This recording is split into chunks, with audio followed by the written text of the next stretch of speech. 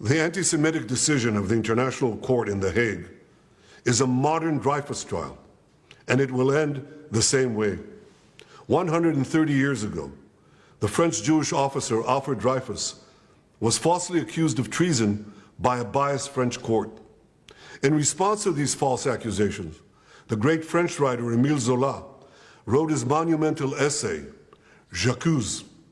He accused the French court of anti-Semitic lies against an innocent officer who was later exonerated of all guilt. Now an international court in The Hague, also headed by a French judge, is repeating this outrageous offense. It is falsely accusing me, the democratically elected Prime Minister of the State of Israel, and Israel's former Defense Minister, Yoav Gallant, of deliberately targeting civilians. This when we do everything in our power to avoid civilian casualties. We issue millions of text messages, phone calls, leaflets to the citizens of Gaza to get them out of harm's way, while the Hamas terrorists do everything in their power to keep them in harm's way, including shooting them, using them as human shields. The court in The Hague accuses us of a deliberate policy of starvation. This when we've supplied Gaza with 700,000 tons of food to feed the people of Gaza. That's 3,200 calories for every man, woman, and child in Gaza. And these supplies are routinely looted by Hamas terrorists who deprive their people of much-needed food. Yet just in the last few weeks, Israel facilitated the vaccination of 97% of the people of Gaza against polio. This doesn't prevent the court of accusing us of genocide. What in God's name are they talking about in The Hague? The truth is simple. No war is more just than the war that Israel has been waging in Gaza after Hamas attacked us unprovoked, launching the worst massacre against the Jewish people since the Holocaust. The decision to issue an arrest warrant against me, the democratically elected Prime Minister of the State of Israel, and our former Defense Minister, was made by a rogue prosecutor who's trying to extricate himself from sexual harassment charges, and by biased judges who are motivated by anti-Semitic sentiments against the one and only Jewish state. These judges did nothing. They did nothing against the real war crimes committed against the millions who've been murdered or uprooted by the dictatorships in Iran, Syria, and Yemen. Instead, they falsely accused the one democracy in the Middle East, Israel, thereby imperiling the right of all democracies to defend themselves against murderous terrorists and tyrants. Nor did the court do anything against the Hamas terrorists who raped our women, beheaded our men, burned babies alive in front of their parents, and kidnapped hundreds of men, women, and children to the underground dungeons of Gaza. They're still holding 101 hostages, citizens of many lands, including the United States. Come to think of it, the court did issue one arrest warrant against Hamas. Now hear this. They issued an arrest warrant against the corpse of the Hamas arch-terrorist Mohammed Dev. His corpse. What an absurdity. No biased anti-Israel decision in The Hague will prevent the State of Israel from defending its citizens. And I want to thank our many friends around the world, especially those in the United States, who've condemned this outrage and who have said that this decision will have severe consequences for the ICC and those who cooperate with its decision. Israel will not recognize the validity of this decision. We will continue to do everything we must do to defend our citizens and defend our state against Iran's axis of terror, Iran and its terrorist proxies, which include Hamas, Hezbollah, the Houthis, and others. Our enemies are your enemies, and our victory will be your victory, the victory of civilization over barbarism and tyranny.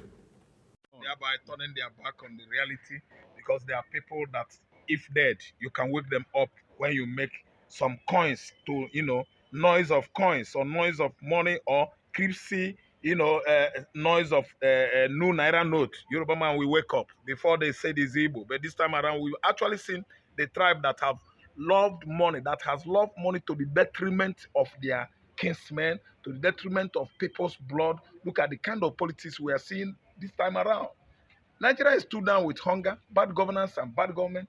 Government deficiency everywhere, but still Yoruba man is busy being the giving bills to import a container 25 million. The bills, the amount it costs to import a container before is just 4 million, 3 million. Today it is tripled 4 times. Yes, the percentage is 4 times because it's 22 million now, 45 million, 30 million. And the Yoruba man is a customs officer in charge, Comptroller General in Nigeria. They are in charge of immigration everywhere. Yoruba man is the IG of police everywhere. Chief of General Staff is he. One dead, Lagwaja, another one replaced. The Yoruba man. They are everywhere. These people are too greedy. And they are telling you that Igbo man is the only one that is blah, blah, blah. Yoruba man has no love. No love, single love for Igbo man. If not that we're paying our house rent here, Yoruba man shouldn't have allowed us. They shouldn't allow Igbo man to stay here. We are here because of our money. We are making use of our money. And it has played out. Look at, instead of at least doing justice for the South, when Buhari was there, he fielded everywhere with the North. Today now, the only Southerners we have in this government are the Yorubas. They have forgotten the Yoruba, forgetting Efik, forgetting the Igbo. That Is that Igbo why? is the number Is that why Asadu two. Dokubo said they are betrayed? He's very, very annoyed with Yoruba nation. I started to go call them names, and are they saying anything about it? Ononoga is supposed to say something about it. Ononoga is just licking his wound as a coward. Ononoga, a man that attacked Igbo on August, that Igbos were the one causing trouble, causing about protests. God is punishing him. It is his own news, the next. That Ononoga is a very wicked man. He's too wicked over the Igbos. Yes, that Ononoga of a man. That is Obi, that is Igbo. The obedient, the IPOB, are the one that are coming to Southwest to destroy everywhere in Lagos. So Obi is the Trump of Nigeria. Yes, Obi is the Trump of Nigeria. And you can see Obi now.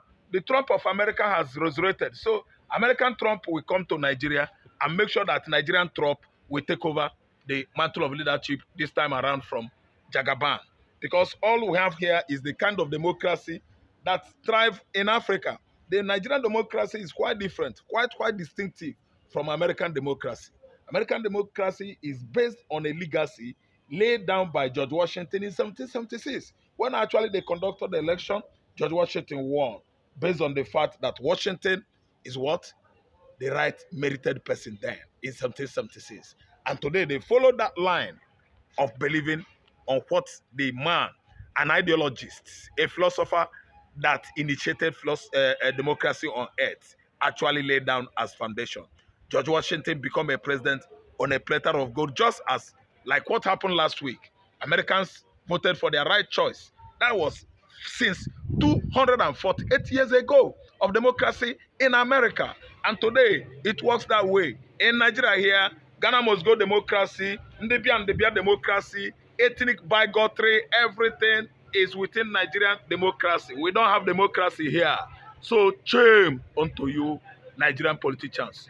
Shame unto you, Nigerian political thieves, armed robbers and rogues that have rubbished the image, the legacy left by Socrates, a Greek philosopher, I think, that actually initiated democracy. We are denying his soul, we are denying his spirit, because what we are doing here, practicing here is not democracy.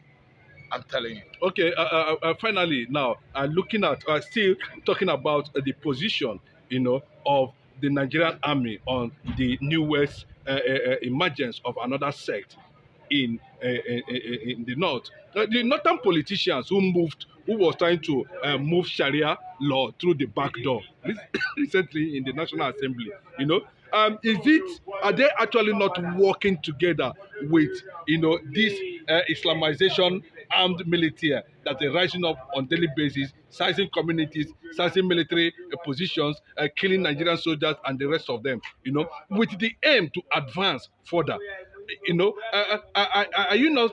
Is it not high time Bola Ahmed Tinubu, take the right decision? Let me tell you, my brother. You see, if Nigeria could be United States of America, the people that are sponsoring the bill of Sharia law and the Islamization of Nigeria in the upper house and lower house should be arrested.